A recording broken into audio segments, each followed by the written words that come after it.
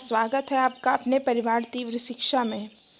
हम हिंदी व्याकरण और हिंदी साहित्य के कुछ इम्पोर्टेंट क्वेश्चनों की सीरीज़ चला रहे हैं। इससे पहले हमने 2 वीडियो बना लिया है, आप प्लेलिस्ट में जाकर इसे देख सकते हैं। आज हम हिंदी व्याकरण और हिंदी साहित्य के मोस्ट इम्पॉर्टेंट 50 क्वेश्चनों को और देखेंगे। तो चलिए शुरू करते हैं। आगे बढ़ने से पहले अगर आपने हमारे चैनल को सब्सक्राइब नहीं किया हो तो इसे सब्सक्राइब जरूर कर लें। हिंदी बहुत ही इम्पॉर्टेंट भाषा के रूप में और हमारे ऐच्छिक सब्जेक्ट के रूप में अधिकांश छात्रों का सब्जेक्ट हिंदी होगा। और बीपीएससी के चेयरमैन ने भी बोला है हिंदी 75 अंकों की आएगी। इसका मतलब ये नहीं कि हिंदी आसान क्वेश्चन आएंगे। हिंदी में वो टफ़ क्वेश्चन ज़रूर बनाएंगे, ऐसा उन्होंने खुद ही अपने बयान में बोला है। तो हिंदी को आसान मत समझिए और निरंतर अपनी पढ़ाई जारी रखिए। चलिए शुरू करते हैं हम। प्रश्न नंबर हमारा पहला है, भाषा शब्द की उत्पत्ति संस्कृत के किस धातु से हुई है? ठीक है, ये भाषा जो शब्द है इसकी उत्पत्ति संस्कृत के किस धातु हुई है? भास। ठीक है, यहाँ पे भास षटकोल वाला पूरा सा होगा। भास धातु से भाषा शब्द की उत्पत्ति हुई है। ठीक है, नेक्स्ट क्वेश्चन है हमारा, देवनागरी लिपि का संबंध किस भाषा से है? हिंदी भाषा से। ठीक है, हिंदी भाषा की लिपि कौन सी है? देवनागरी लिपि। ठीक है, इस तरीके से भी क्वेश्चन आ सकता है। नेक्स्ट, अधिकतर भारतीय भाषाओं का विकास किस लिपि से हुआ है? जो भारत में भाषाएं बोली जाती हैं तो अधिकतर भारतीय भाषाओं का विकास किस लिपि से हुआ है? वो है ब्राह्मी लिपि। ठीक है, आगे बढ़ते हैं। हिंदी की मूल उत्पत्ति किससे हुई है?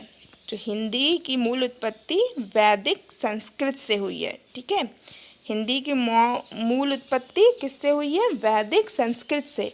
आप इस वीडियो को अगर ध्यान से 2-3 बार सुन लेते हैं तो आपको लर्न हो जाएगा। ठीक है, तो आप वीडियो को अंत तक ज़रूर देखा करें क्योंकि इसमें आपका ही भला है। आगे बढ़ते हैं। हिंदी शब्द किसका दिया हुआ है? तो हिंदी शब्द जो है वो ईरानियों का दिया हुआ है। ठीक है, हिंदी शब्द किसका दिया हुआ है?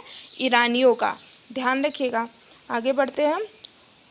कुछ काव्य के क्वेश्चन हैं। देखिए, सूरदास का काव्य किस भाषा में है? ठीक है, वो ब्रज भाषा में। सूरदास का काव्य ब्रज भाषा में है।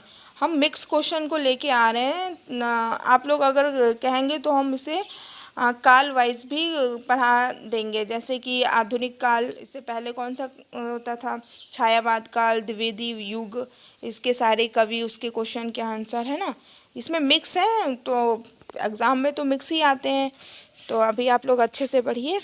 सूरदास का काव्य किस भाषा में है? ब्रज भाषा में। ठीक है, नेक्स्ट है, रिपोताज किस भाषा का शब्द है? ठीक है, रिपोताज जो है वो फ्रांसीसी भाषा का शब्द है।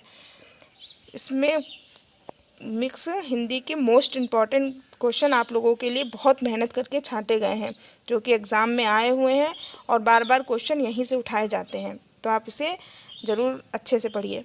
संविधान के किस अनुच्छेद में कहा गया है कि संघ की राजभाषा हिंदी और लिपि देवनागरी होगी? ठीक है, ये कौन से अनुच्छेद में कहा गया है? 343 है ना, 343, अनुच्छेद नंबर 343। इम्पॉर्टेंट क्वेश्चन है। आगे बढ़ते हैं। हिंदी साहित्य सम्मेलन प्रयाग की स्थापना कब हुई? ठीक है, जो हिंदी साहित्य सम्मेलन की स्थापना कहाँ पर हुई? पहले बात प्रयाग में हुई।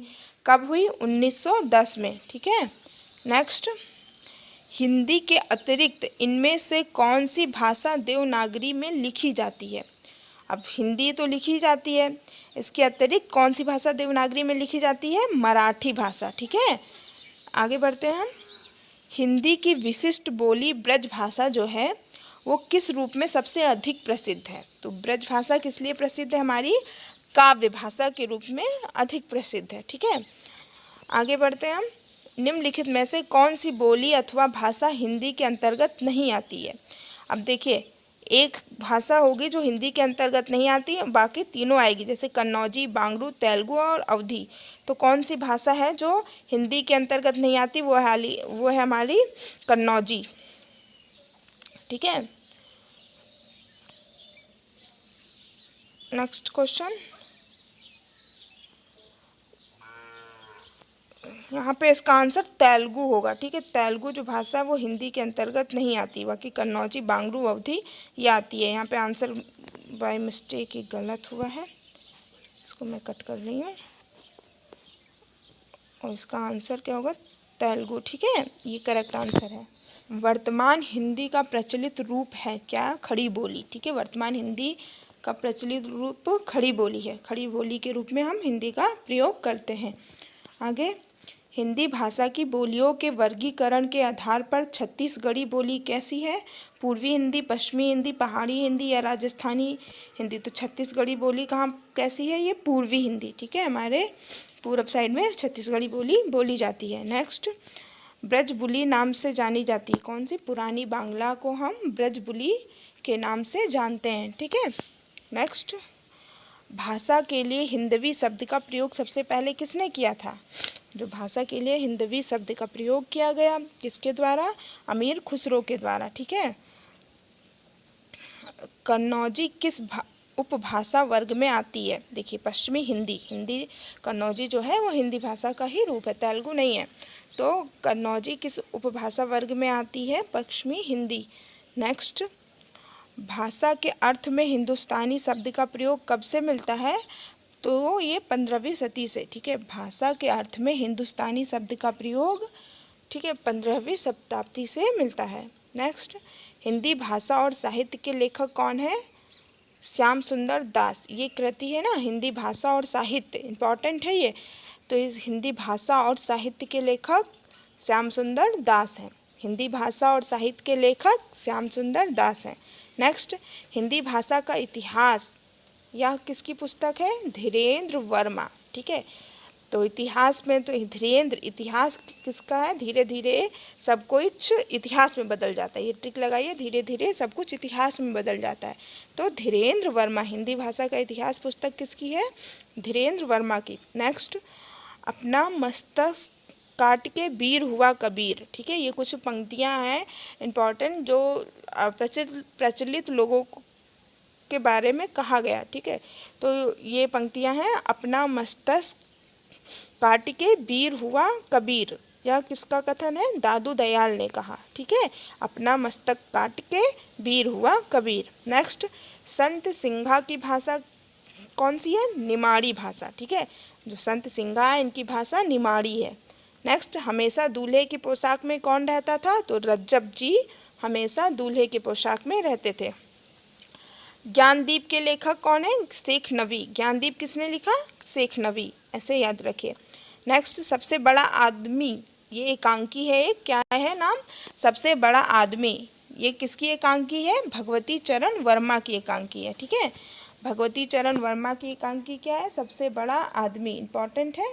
आगे, राजतुल हकायक, ये किसने लिखा, नूर मोहम्मद, कौन सी, राजतुल हकायक, नूर मोहम्मद। आगे, अंत हाजिर हो, ठीक है, यह किसकी रचना है, अंत हाजिर हो, तो मीरकांत की ये रचना है, ठीक है। आगे बढ़ते हैं, छायावाद का ब्रह्मा किसे बोलते हैं, ठीक है। देखिए, छायावाद का ब्रह्मा हमारे जयशंकर प्रसाद को बोलते हैं, ठीक है। और छायावाद का विष्णु सुमित्रानंदन पंत को बोलते हैं, ठीक है। सुमित्रानंदन पंत को छायावाद का विष्णु, छायावाद का ब्रह्मा जयशंकर प्रसाद, ठीक है। और छायावाद के महेश किसको बोलते हैं, वो है सूर्यकांत त्रिपाठी जी को। आगे, अष्टछाप के ज्येष्ठ कवि कुंभन दास, ठीक है, अष्टछाप के ज्येष्ठ कवि कुंभन दास है। नेक्स्ट है, अष्टछाप के कनिष्ठ कवि, कनिष्ठ मतलब सबसे छोटे कवि, वो कौन थे, 8वें नंबर के नंददास, ठीक है। अष्टछाप के कनिष्ठ कवि नंददास। नेक्स्ट, छायावाद का महेश सूर्यकांत त्रिपाठी निराला को बोला जाता है, ठीक है, इन्हें शॉर्टकट में निराला कहते हैं। आगे बढ़ते हैं, सूफी महिला कौन थी, वो राबिया, ये एक सूफी महिला थी जो कवित्री थी। आगे, चारूचंद्र किसने लिखा, चारूचंद्र हजारी प्रसाद द्विवेदी की ये रचना है, चारूचंद्र, ठीक है। नेक्स्ट, औरत होने की सजा, ये तो है ना, औरत होने की सजा किसने लिखा, ये अरविंद जैन, अरविंद जैन ने क्या लिखा, औरत होने की सजा। Next, Anamika, important question, Suryakant Tripathi Nirala की ये रचना है। अनामिका किसकी है? सूर्यकांत त्रिपाठी निराला की। नेक्स्ट, मिलजुल मन या मृदुला गर्ग। मिलजुल मन, ठीक है। मन कैसा होना चाहिए हमारा? मृदुल होना चाहिए। ये तरीके से लगा लीजिए, मन कैसा होना चाहिए? मृदुल। मृदुल मतलब मृदुल होना चाहिए, तो मिलजुल मन मृदुला गर्ग की रचना है। मुहावरे की पाठ्य पुस्तक किसकी रचना है? देव बाला की। नेक्स्ट, पत्रात्मक शैली का उपन्यास चंद हसीनों के खतूत, ठीक है। जो पत्रात्मक शैली का उपन्यास कौन सा है? चंद्र हसीनों के खतूत। यह एक पत्रात्मक शैली का उपन्यास है, ठीक है। फोटो नाटक, ठीक है। फोटो नाटक कौन सा है? चढ़त न दूजा रंग। एक फोटो नाटक है, चढ़त न दूजा रंग। क्या है? फोटो नाटक, ठीक है। ये 50 क्वेश्चन हमारे कंप्लीट होते हैं। आगे हिंदी की सीरीज़ इसी तरह चलती रहेगी। इसमें आपके कुछ ग्रामर के और साहित्य के दोनों से क्वेश्चन लिए गए हैं, तो इसे आप रेगुलर पढ़िए और अच्छे से अपनी तैयारी करते रहिए। धन्यवाद।